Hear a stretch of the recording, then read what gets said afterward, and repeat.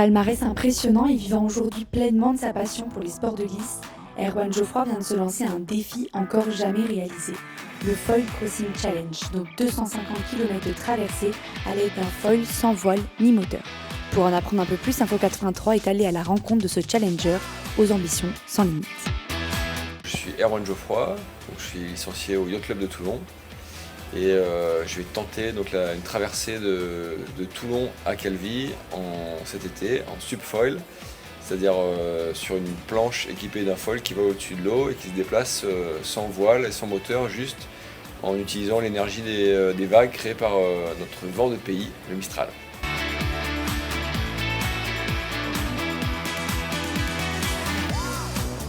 Moi je pratique les sports de glisse depuis mon enfance, adolescence on va dire. Ça m'a tout de suite attiré. Après en fait tout ça s'est enchaîné pour moi comme dans un rêve. J'ai fait des compétitions, j'étais en sport-études au lycée. En 2004 j'étais champion de France de windsurf. La carrière de entre guillemets haut niveau, pour moi c'était dans une autre vie il y a longtemps, parce que en fait, finalement j'ai arrêté assez jeune le haut niveau à 25 ans. Il faut savoir que le sport de haut niveau dans ce type de sport de glisse, windsurf et compagnie, ça reste précaire, ça reste hyper précaire. Et après ma passion pour la planche à voile d'origine m'a donné mon métier. J'ai été journaliste, j'ai dirigé notamment Wind Magazine et puis d'autres magazines de sport de glisse pendant pas mal d'années. Et ce qui m'a donné aussi l'opportunité de me mettre au kite, au wingfoil, au stand-up paddle et puis au foil de manière générale. Depuis 3 ans, j'ai aussi pris le parti de partager toutes ces expériences que j'ai la chance d'avoir sur ma chaîne YouTube, Water Sport Zone, qui du coup est pas mal suivie parce que j'essaye de partager tout ce que je sais, tout ce que j'ai l'occasion de vivre sur cette chaîne. Donc j'ai toujours continué à pratiquer ces sports-là à un niveau professionnel en fait. Quand j'étais gamin, j'avais même pas rêvé d'avoir un métier comme ça en fait. Donc c'était dépasser mon rêve, donc c'était génial.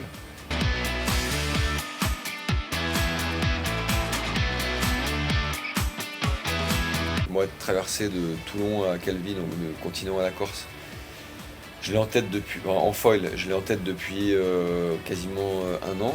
C'est un symbole en fait, ça demande d'aller au large. C'est un peu le trajet des ferries aussi. Donc voilà, je pense que, en tout cas pour nous les Français, en particulier l'arc méditerranéen, de traverser le continent Corse, c'est un symbole qui est hyper important. Et donc pour moi, c'est une opportunité de me challenger.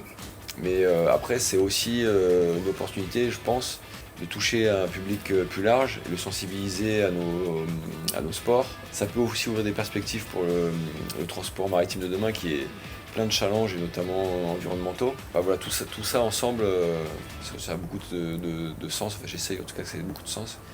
Et puis du coup c'est hyper excitant, quoi.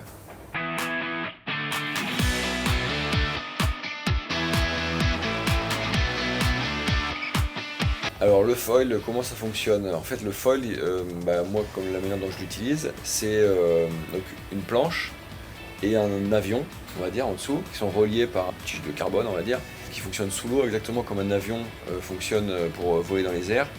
En fait il lui faut du déplacement, donc c'est pour ça que moi je prends de la vitesse en ramant en fait pour accélérer, comme l'avion il accélère sur sa piste de décollage. Et une fois que la vitesse est suffisante, en fait, l'avion dans l'eau, il va générer de la portance qui va soulever ma planche de l'eau. Ça, c'est le moment où l'avion il décolle au bout de la piste. Moi, mon rôle, ça va être d'entretenir cette vitesse pour que la portance de l'avion soit toujours suffisante pour que ma planche soit au-dessus de l'eau. Et donc, pour entretenir cette vitesse, j'utilise en fait la pente que les vagues m'offrent. Et donc, les vagues, elles sont créées par le vent. Donc moi je trouve mon chemin, donc ça demande évidemment de l'entraînement technique, et après en parallèle je fais aussi de la préparation physique. Là pour la traversée on parle d'une douzaine d'heures de mer et d'efforts. C'est un petit peu comparable sans doute à un ultra trail. En fait une des étapes qui me semblait importante pour être en confiance et pour préparer aussi cette traversée, c'était de faire d'autres longues distances. J'ai fait de Martigues à hier et c'était sympa, ça m'a donné confiance et encore plus envie de traverser et de voir l'autre côté.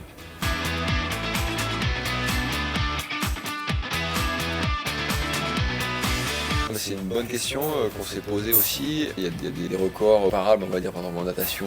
En windsurf, ça a déjà été fait avec mon copain Jean-Christophe Le Gall qui a fait l'année dernière. Ça a déjà été fait en kite aussi plusieurs fois. Moi, les règles sont pas aussi strictes, mais en fait, c'est quelque part, c'est moi qui les fixe les règles, parce que en fait, ça n'a jamais été fait. Donc moi, sur ma planche, ou en tout cas en foil, je serai tout seul. Après, j'ai un bateau d'assistance. Moi, j'ai un sac sur moi avec un petit peu à manger et un peu à boire. Et en fait, on fera des ravitaillements, notamment pour justement les vivres. Moi, la règle que je me suis fixée, c'est il y a un point de départ, un point d'arrivée. Et entre les deux, je monte pas dans le bateau. C'est pas le bateau qui m'emmènera en Corse, quoi. Ou alors, si c'est le bateau qui m'emmènera en Corse, la traversée, elle sera pas validée, quoi. Et je dirai pas, j'ai traversé, quoi.